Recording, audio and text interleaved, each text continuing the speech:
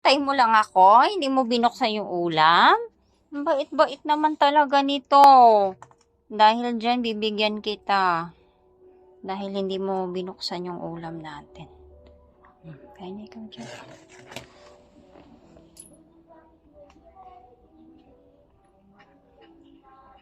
Kawawa naman to.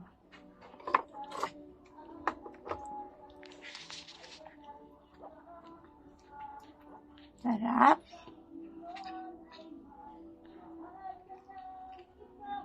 Bait-bait naman ito eh, no? Kahit iniwan, hindi binuksan yung takip.